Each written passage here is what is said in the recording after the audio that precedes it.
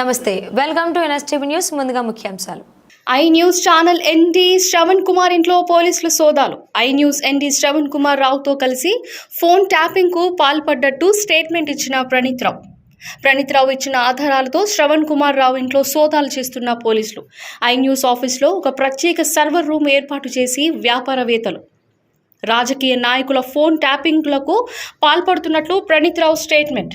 ప్రస్తుతం ఇంట్లో లేని శ్రవణ్ కుమార్ రావు లండన్ పారిపోయినట్లు అనుమానిస్తున్న పోలీసులు.